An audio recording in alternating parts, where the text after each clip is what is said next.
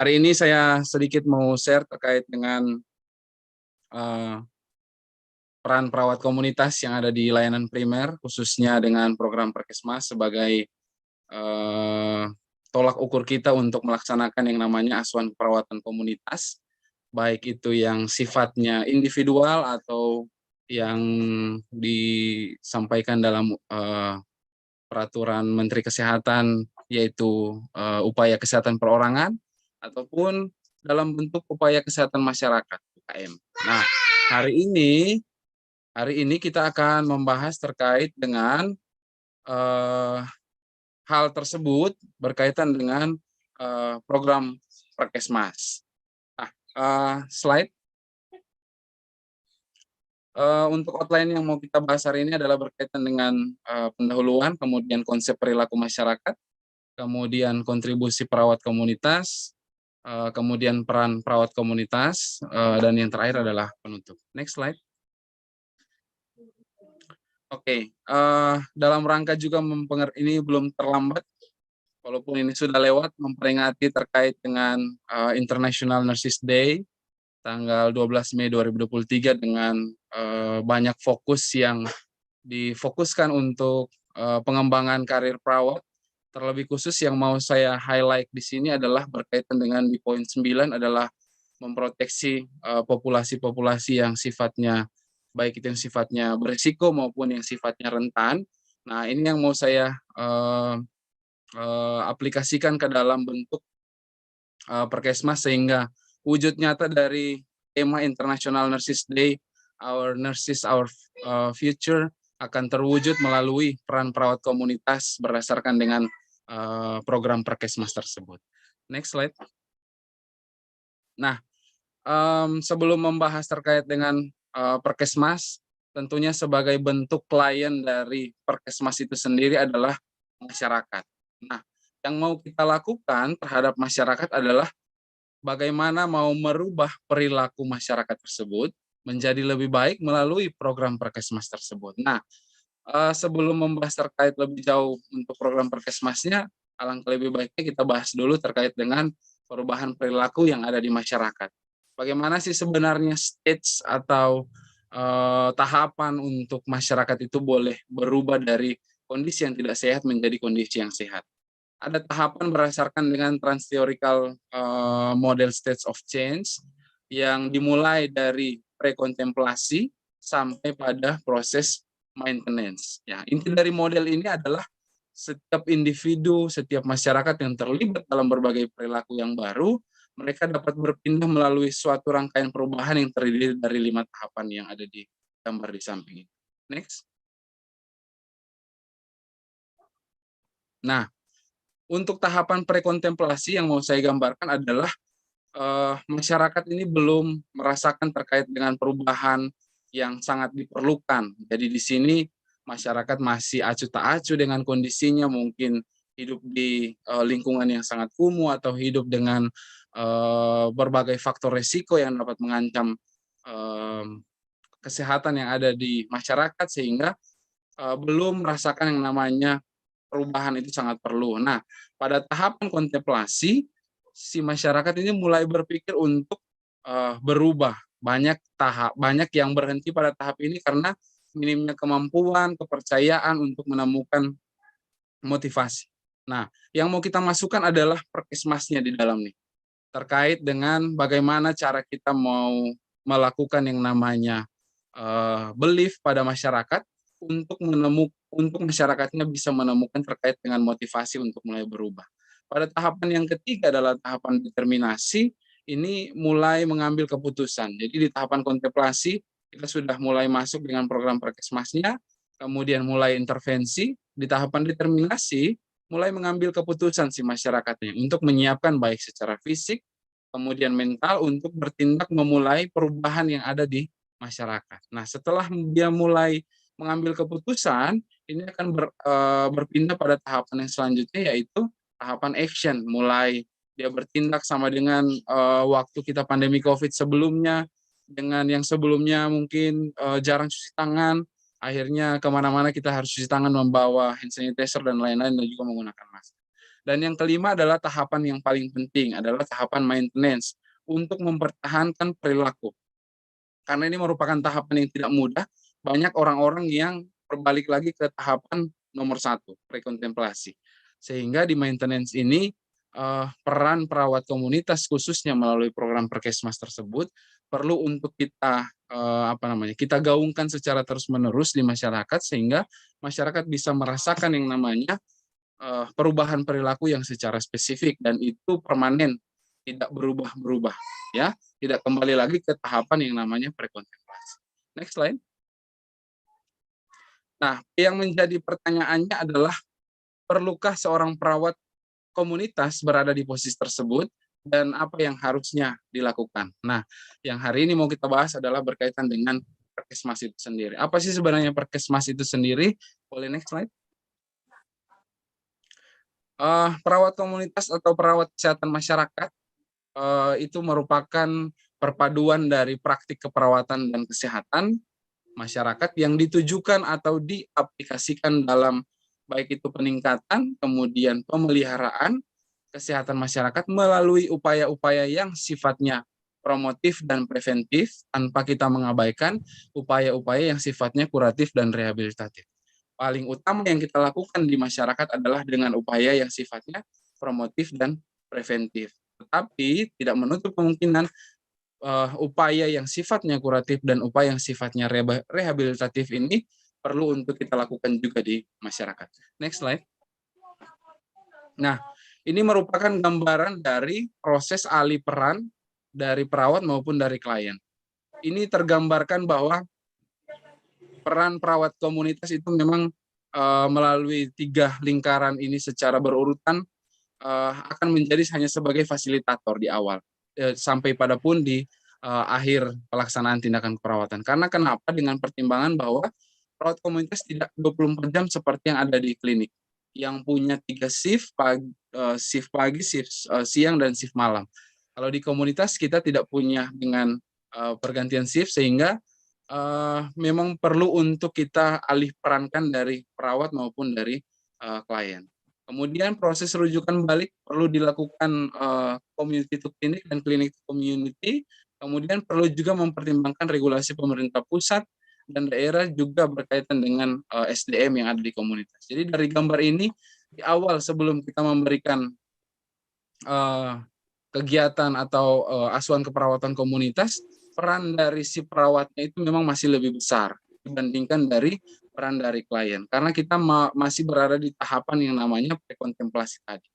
Kemudian di tahapan yang kedua adalah hampir sama peran dari klien dan peran dari perawat. Karena masyarakat sudah mulai mempraktikkan terkait dengan apa yang sudah diajarkan untuk perubahan perilaku tersebut. Dan di tahapan yang terakhir adalah peran dari perawat itu semakin mengecil dibandingkan dengan peran dari klien itu atau dari masyarakat itu sendiri yang ada di tahapan yang terakhir tadi. Nah, dari ketiga gambar ini memang sudah terlihat bentuk nyata apa sih sebenarnya yang mau dilakukan oleh perawat komunitas. Cuman di perawat komunitas atau di puskesmas kadangkala memang perawatnya double job. Double job maksudnya begini. Ada banyak program yang ditangani oleh satu orang perawat. Dan biasanya ada juga satu orang perawat itu memegang program yang bukan berkaitan dengan ilmu keperawatannya. Contoh misalnya memegang bendahara BOK, contoh. Ya, itu tidak ada kaitannya dengan ilmu keperawatan, justru malah dengan ilmu ekonomi. Ya, itu berkaitan dengan hal tersebut. Makanya kadangkala memang program Perkesmas ini tidak terlihat lagi karena perawat-perawatnya tidak bekerja lagi dengan tupoksi yang ada. Ya, yang perlu dipertimbangkan adalah memang SDM itu perlu untuk kita tingkatkan. Perlu untuk regulasi baik dengan pemerintah pusat dan pemerintah daerah sebagai penyedia regulasi. Ya, kita sebagai bentuk implementasi dari regulasi tersebut. Next slide. Nah, di puskesmas atau pusat kesehatan masyarakat dahulu, kalau puskesmas itu dibilangnya pusing keseleo dan masuk angin. Jadi banyak orang datang ke puskesmas dengan keluhan ini. Pusing keseleo masuk angin. Begitu juga dengan perawatnya. Pusing keseleo dan masuk angin. Karena semakin banyak program yang dilakukan oleh satu orang perawat. Ya. Jadi ada banyak banyak kegiatan-kegiatan yang dilakukan oleh satu orang perawat dan itu luar biasa cara kerjanya, ya. Kemudian di Permenkes 43 tahun 2019 menyatakan terkait dengan puskesmas, yaitu untuk pemenuhan standar pelayanan dan juga untuk pemenuhan kualitas layanan itu sendiri. Next slide. Karena perawatnya itu ada di atau perawat komunitas itu bekerjanya di ruang lingkup puskesmas berdasarkan dengan Permenkes 43 tahun 2019 tentang puskesmas, untuk melaksanakan yang tadi yang sudah saya sampaikan, yaitu upaya kesehatan masyarakat dan upaya kesehatan perorangan UKM dan UKP di tingkat pertama puskesmas. Nah, puskesmas itu berdasarkan dengan Permenkes 43 tahun 2019 tentang puskesmas perlu menyelenggarakan 5 kegiatan ini. Yang pertama adalah manajemen puskesmas, yang kedua adalah pelayanan kefarmasian, yang ketiga adalah pelayanan keperawatan masyarakat, kesehatan masyarakat, yang keempat pelayanan laboratorium, dan yang kelima adalah kunjungan keluarga. Perkesmas akan masuk di mana? Akan ada di poin yang ketiga. Sudah dituliskan dengan jelas di Permenkes 43 tahun 2019. Juga berkaitan dengan kunjungan keluarga, ini akan input dengan pelayanan yang sifatnya perkesmas tersebut. Nah, apa yang mau kita lakukan? Yang mau kita lakukan adalah berdasarkan dengan tadi UKM dan UKP. Kalau UKM itu terbagi menjadi dua, ada yang sifatnya UKM esensial, yang isi di dalamnya ada berkaitan dengan pelayanan promosi kesehatan, pelayanan kesehatan lingkungan, pelayanan kesehatan keluarga, pelayanan gizi, dan pelayanan pencegahan dan pengendalian penyakit. Begitu juga dengan UKM pengembangan yang sifatnya inovatif berdasarkan dengan UKM esensial tersebut. Nah, ada juga berkaitan dengan UKP, ini sifatnya pelayanan yang dalam gedung. Pelayanan dalam gedung yang sifatnya adalah rawat jalan, kalau kemudian pelayanan gawat darurat, kemudian pelayanan persalinan normal, home care, dan juga berkaitan dengan rawat inap berdasarkan dengan pertimbangan kebutuhan pelayanan kesehatan. Baik itu rawat inap oksigen maupun rawat inap umum yang tersedia di layanan kesehatan primer. Jadi memang kita sudah diperkuat dengan Permenkes 43 tahun 2019. Alangkah lebih baiknya memang kita perlu untuk menjalankan terkait dengan pelayanan keperawatan kesehatan masyarakat itu sendiri. Next slide.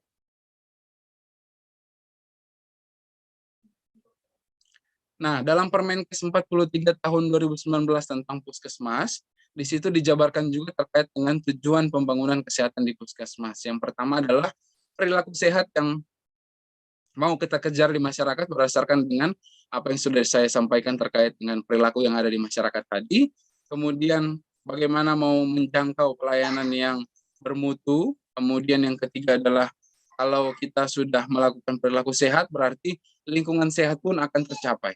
Nah, kalau kita sudah melakukan yang namanya perilaku sehat, menjangkau pelayanan yang sifatnya bermutu, lingkungan sehat, apa yang mau kita capai adalah derajat kesehatan optimal yang kita capai di masyarakat. Yang tujuan akhirnya sebenarnya tidak terjadi penumpukan pasien-pasien yang ada di poli di rumah sakit, ya, karena masyarakat di layanan primer kita sudah maintenance dari awal. Next slide.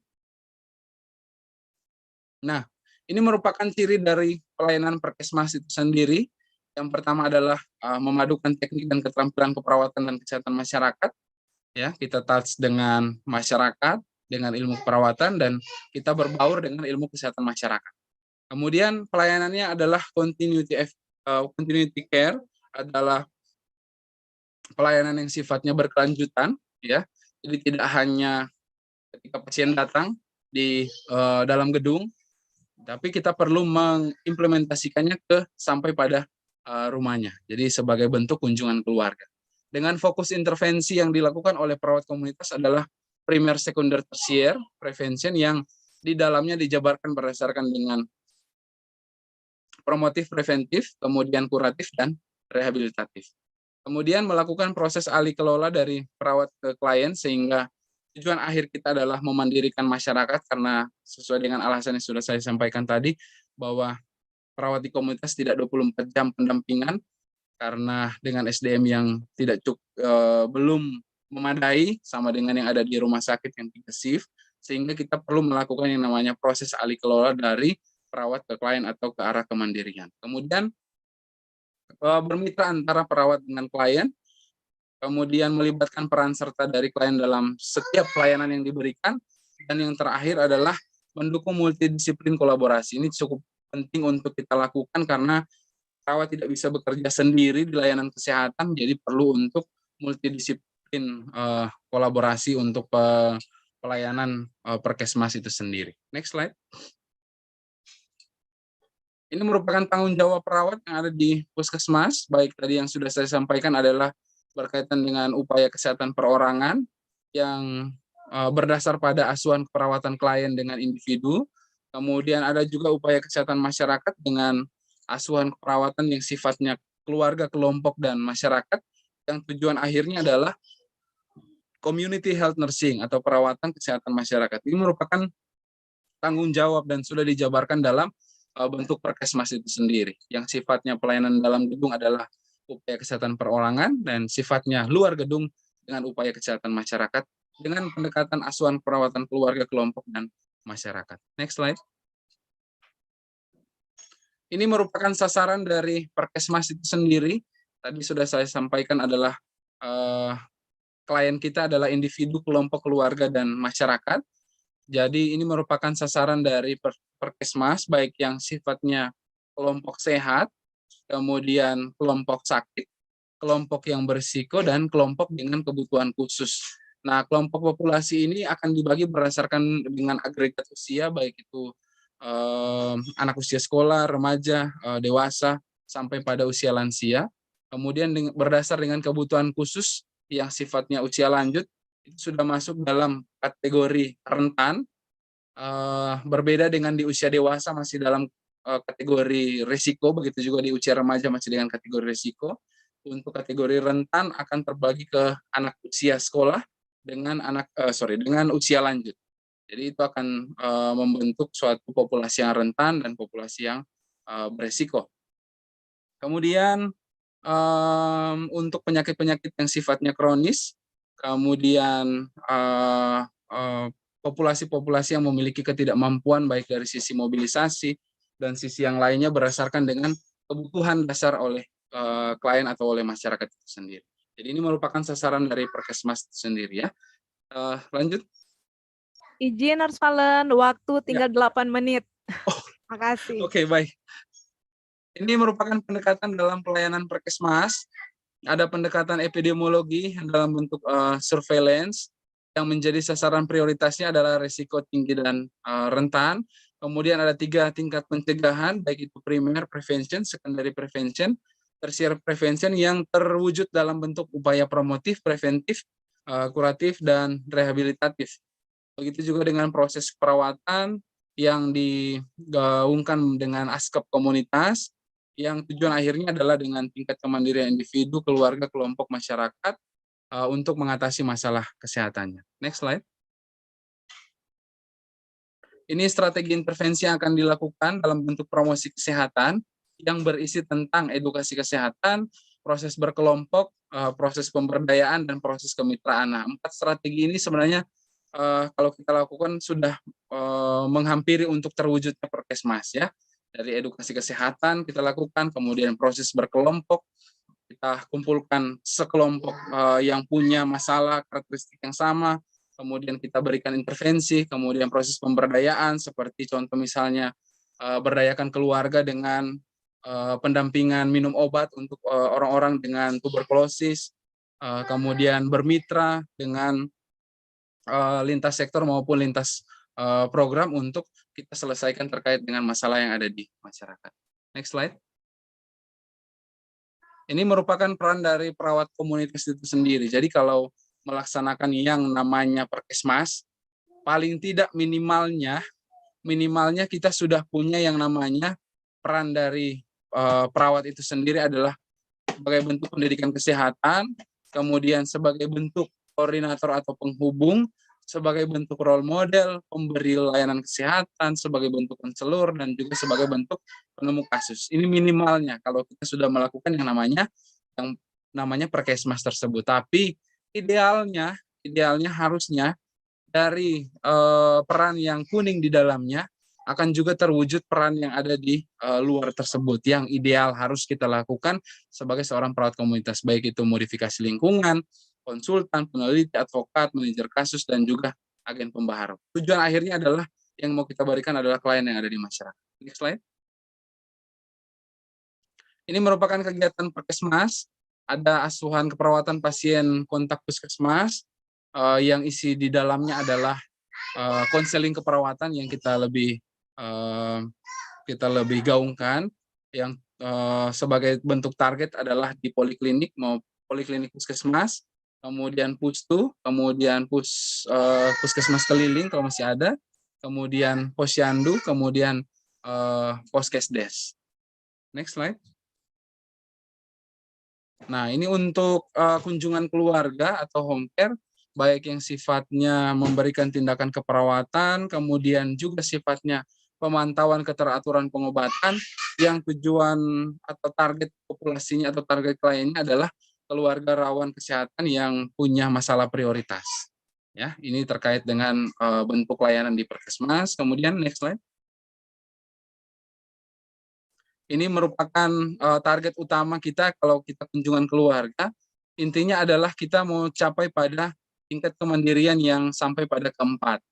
Tingkat kemandirian keempat itu semua terwujud, baik itu dia menerima tugas puskesmas. Kadang-kala ada masyarakat yang masih menolak terkait dengan ketika perawat datang di rumah, itu masih sesempat-sempatnya masyarakat untuk menolak, enggak usah datang, karena dia merasa sudah sehat-sehat saja. Kemudian menerima pelayanan kesehatan sesuai rencana, menyatakan masalah yang secara benar, memanfaatkan sarana kesehatan sesuai anjuran, sampai pada melaksanakan tindakan yang sifatnya promotif secara aktif. Yang tujuan akhirnya adalah yang mau kita kejar ke 5 tugas kesehatan keluarga. Bagaimana dia mampu mengenal masalah, bagaimana dia mampu untuk mengambil keputusan untuk merawat keluarganya, bagaimana dia memodifikasi lingkungan, dan bagaimana dia mau memanfaatkan yang namanya fasilitas layanan kesehatan. Baik itu layanan kesehatan yang ada di puskesmas maupun yang ada di yang terdekat dengan yang terdekat dengan klien tersebut. Next slide.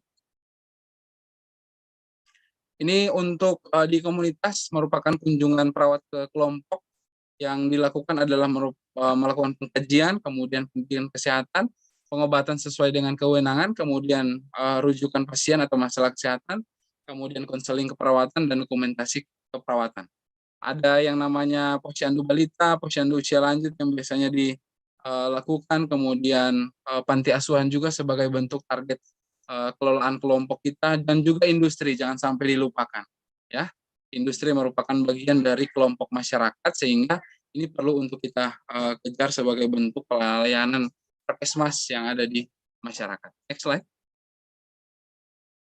Ini asuhan keperawatan pasien di ruang rawat inap jika puskesmas memiliki ruang rawat inap, baik itu rawat inap yang sifatnya opsin maupun rawat inap yang sifatnya umum yang mau kita lakukan. Next slide. Ini ada laporan Perkesmas untuk pelayanan keperawatan yang sifatnya individu atau UKP tadi, adalah pelayanan ASKEP yang untuk pengunjung rawat jalan, dan ASKEP individu untuk dirawat inap puskesmas. Ini untuk pembinaan keluarga, ada keluarga dengan ibu hamil dengan risiko tinggi, baik itu ibu nifas dengan risiko tinggi, bayi dengan risiko tinggi, sampai pada keluarga yang memerlukan tindak lanjut untuk pelayanan kesehatan. Next slide. Nah, untuk melakukan semuanya itu sebenarnya yang mau dikembangkan adalah berkaitan dengan kredensial di perawat puskesmas, karena ini memang sementara kita godok untuk kredensial perawat di puskesmas ini belum terlaksana terkait dengan kredensial perawat di puskesmas. Jadi untuk menjalankan semua kegiatan Perkesmas yang sudah saya sampaikan di awal, memastikan kembali bahwa bentuk layanan yang diberikan adalah melalui bentuk kredensial perawat puskesmas, dan ini juga merupakan salah satu program unggulan yang disampaikan oleh Pak Ketua DPD Kota Manado berkaitan dengan kredensial perawat di puskesmas yang didasarkan pada Permenkes nomor 43 tahun 2019 tentang puskesmas. Di dalamnya juga adalah berkaitan dengan kredensial.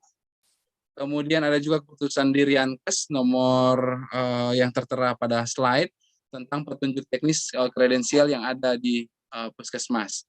Yang saat ini yang mau dikredensial kalau di puskesmas baru dokter gigi, dan perawat. Yang mau kita kejar adalah perawatnya. Next slide.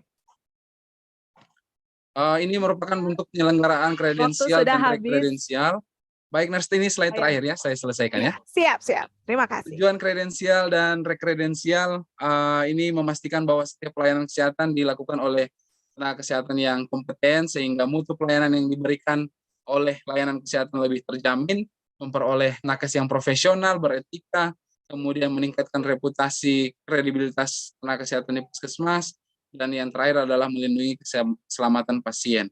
Kemudian kredensial perlu dilakukan karena lingkup cabang ilmu kesehatan yang terus berkembang, seperti perawat, yang ilmu keperawatan itu terus berkembang, dan kemudian keadaan fisik dan mental tenaga kesehatan dapat menurun akibat penyakit atau faktor usia. Sehingga apapun yang dilakukan oleh perawat puskesmas, silakan kembalilah ke jalur yang semestinya. Walaupun dengan memegang program yang di luar jalur keperawatan, kembalilah ke jalur semestinya sebagai seorang perawat komunitas dengan melaksanakan yang namanya asuhan keperawatan komunitas. Next slide.